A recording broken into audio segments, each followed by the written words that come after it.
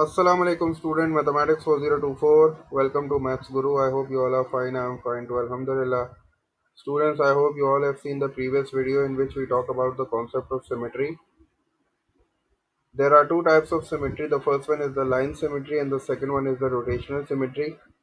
In the previous video, we discussed about the concept of line symmetry. So in this video, we'll be looking at some past paper questions on line symmetry. These all questions are of 1 mark and they usually come in paper 1. So let's just begin the first question. पहला question पढ़ते हैं और थोड़ा सा इसको समझते हैं कि किस तरह के क्वेश्चंस जो हैं इस टॉपिक से रिलेटेड आते हैं. So the first question, on the diagram below shade two more squares to make a pattern that has only one line of symmetry. आपके पास एक पैटर्न दिया हुआ है. पैटर्न जो है वो स्क्वायर में 4x4 का एक स्क्वायर है जिसमें जो है वो छोटे छोटे बॉक्सेस बने हुए हैं और इस पैटर्न में 4 स्मॉल बॉक्सेस जो है ना वो ऑलरेडी शेडेड है. ये जो ग्रे से आपको नज़र आ रहे हैं ये ऑलरेडी शेडेड है. क्वेश्चन आपसे कह रहा है कि भाई दो बॉक्सेस और शेड करो so that this pattern has only one line of symmetry. ठीक है. तो पहले तो ये हमारे पास स्क्वायर है. आपको पता है स्क्वायर में there are 4 lines of symmetry. The first one is the horizontal, vertical एक होती है और दो डायगनल होती हैं. ठीक है. तो 4 लाइंस ऑफ सिमेट्री हैं. तो मैं बारी बारी जो है वो चारों लाइंस को चेक करता रहूँगा. जिस लाइन पे मुझे दो बॉक्सेस शेड करने पड़ रहे हैं वही मेरा जो है वो आंसर होगा. तो सबसे पहले मैं जो है वो हॉरिजॉन्टल लाइन को देखता हूँ. जब मैं हॉरिजॉन्टल लाइन ऑफ सिमेट्री लेता हूँ तो इसका मतलब है कि मुझे मोर देन 2 बॉक्सेस शेड करने पड़ेंगे. यहाँ 2 बॉक्सेस हैं तो इसका मतलब है मुझे यहाँ भी 2 बॉक्सेस शेड करने पड़ेंगे. इधर एक बॉक्स है तो ऊपर भी करना पड़ेगा और फिर ये वाला बॉक्स अगर है तो इसका मतलब है कि मुझे ये वाला बॉक्स भी शेड करना पड़ेगा. तो 4 बॉक्सेस शेड करने पड़ रहे हैं हॉरिजॉन्टल के लिए. इसी तरह वर्टिकल अगर मैं लाइन ऑफ सिमेट्री लूंगा ना तब भी मुझे 4 बॉक्सेस ही शेड करने पड़ेंगे. मुझे एक बॉक्स ये वाला शेड करना पड़ेगा, 2 बॉक्सेस मुझे ये वाले शेड करने पड़ेंगे और फिर एक ये वाला भी शेड करना पड़ेगा. तो अगेन 4 मोर बॉक्सेस मुझे शेड करने पड़ेंगे. लेकिन मेरा क्वेश्चन मुझसे कह रहा है कि you just have to shade 2 more boxes. तो इसका मतलब है कि मुझे हॉरिजॉन्टल लाइन ऑफ सिमेट्री और वर्टिकल लाइन ऑफ सिमेट्री को जो है वो डिस्कार्ड करना पड़ेगा. Now I will move on to the diagonal जो लाइन ऑफ सिमेट्री है उसको मैं चेक करता हूँ. तो सबसे पहले मैंने ये वाली डायगनल चेक की तो तो मैंने देखा कि भाई सिर्फ दो मुझे बॉक्सेस और शेड करने पड़े हैं इस डायगनल लाइन ऑफ सिमेट्री में. कैसे? देखो ये मैंने लाइन ड्रॉ की है, ये आपको रेड से नज़र आ रहा है. ये अगर लाइन ऑफ सिमेट्री है तो ये वाला जो स्क्वायर है ये तो आधा आधा हो जाएगा. तो ये तो बिल्कुल एग्जैक्टली मैच कर जाएगा जब ये फोल्ड होगा. तो इसी तरह ये वाला भी बिल्कुल आधा आधा हो जाएगा, ये फोल्ड होकर एग्जैक्टली मैच करेगा. ये वाला जो बॉक्स है उसके लिए मुझे यहाँ शेड करना पड़ेगा क्योंकि ये इस पे आके कोइंसाइड होगा तो मुझे इसको शेड करना पड़ेगा. तो ये 1 मोर बॉक्स हो गया और in order to cater this box I have to shade this one.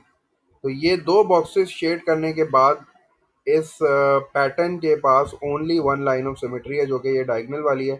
तो इसका मतलब है कि मैंने जो है वो अपना काम कर दिया है पूरा. मुझे 1 मार्क मिल जाएगा और 1 मार्क के लिए उसने मुझे ये बोला था कि भाई 2 बॉक्सेस और शेड करो so that this pattern has only one line of symmetry. तो ये इसकी लाइन ऑफ सिमेट्री हो गई अब. और ये 2 बॉक्सेस जो हैं ये मुझे शेड करने पड़े हैं एक्स्ट्रा. तो इसका मतलब है कि मुझे रिक्वायर्ड 1 मार्क मिल गया. अब ये 2 बॉक्सेस शेड करने के बाद ना इसकी हॉरिजॉन्टल लाइन ऑफ सिमेट्री होगी, ना इसकी वर्टिकल लाइन ऑफ सिमेट्री होगी और ना इसकी ये वाली जो है वो डायगनल होगी. सिर्फ यही डायगनल लाइन ऑफ सिमेट्री होगी क्योंकि मैंने 2 बॉक्सेस और शेड कर दिए. तो that was the first question. ये 1 मार्क का था. सेकंड क्वेश्चन पे चलते हैं जल्दी से. सेकंड क्वेश्चन हमारे पास ये है, complete the pattern so that A B is the only line of symmetry. अब ए बी लाइन जो है वो ये कह रहा है कि ये लाइन ऑफ सिमेट्री है, मतलब ये लाइन ऑफ रिफ्लेक्शन है और यही लाइन ऑफ रिफ्लेक्शन है और आपको जो है वो पैटर्न को कंप्लीट करना है.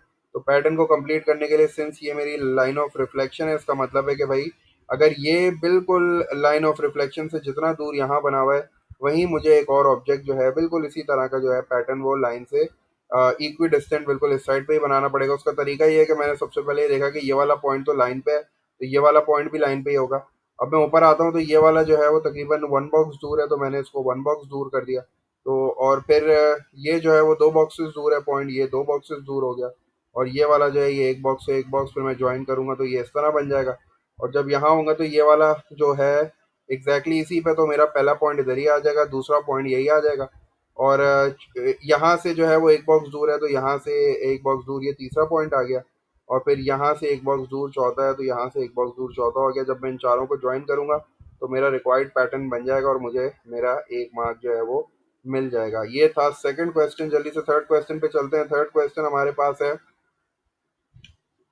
इन द थर्ड क्वेश्चन हमारे पास कुछ पैटर्न्स हैं A B C D E F, और हमसे कह रहा है कि in the answer space write down the letters of all the shapes which have exactly one line of symmetry. जिसके पास सिर्फ एक लाइन ऑफ सिमेट्री है उसके जो है वो आंसर स्पेस में जो है वो बताओ कौन से शेप्स हैं। तो सबसे पहले मैंने शेप ए को देखा, तो शेप ए में ये वर्टिकल लाइन ऑफ सिमेट्री है, हॉरिजॉन्टल तो हो नहीं सकती, डायगनल भी यहाँ नहीं है, सिर्फ एक वर्टिकल लाइन ऑफ सिमेट्री है, तो इसका मतलब है कि ए तो मेरे पास आ गया जिसके पास exactly one line of symmetry है।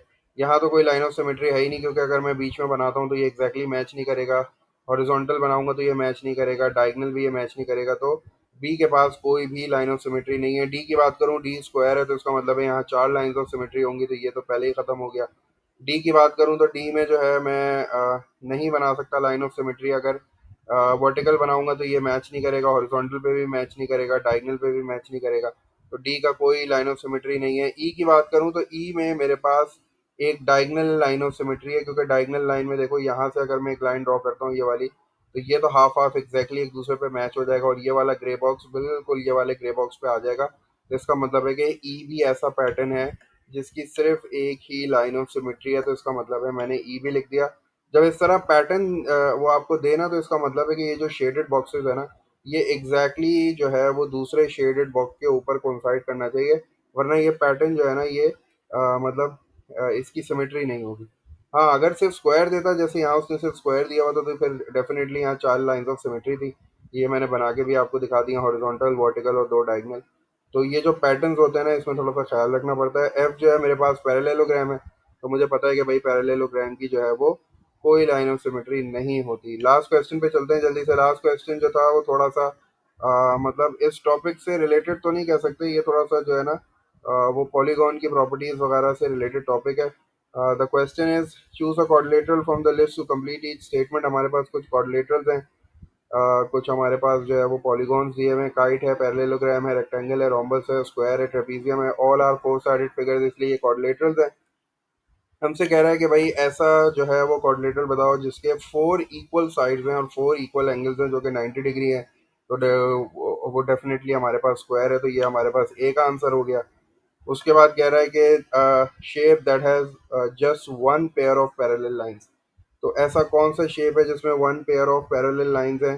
पैरेललोग्राम में तो 2 पैरेलल लाइंस होती हैं पेयर, रेक्टेंगल में भी 2 पेयर होते हैं, काइट में तो पैरेलल लाइंस होती नहीं है, रोम्बस में हमारे पास अगेन 2 होते हैं, तो ट्रेपीजियम ही बचा। ट्रेपीजियम ऐसा है जिसमें सिर्फ एक पेयर ऑफ पैरेलल लाइंस होती हैं। लास्ट में देख लेते हैं जल्दी से। A dash has just one pair of opposite angles equal and its diagonal bisect at 90 degree.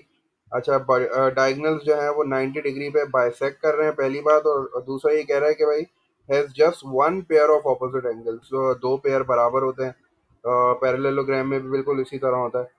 Rhombus में तो आपको पता है ऑपोजिट एंगल के 2 पेयर होते हैं, इसका मतलब है कि काइट ही बचा। तो काइट जो है वो हमारा आंसर आ गया। काइट के जो डायगनल्स हैं वो एक दूसरे को बाइसेक्ट करते हैं 90 डिग्री, और इसके सिर्फ इसमें एक पेयर होता है ऑपोजिट एंगल्स का जो इक्वल होता है, दूसरा वाला पेयर जो है वो इक्वल नहीं होता।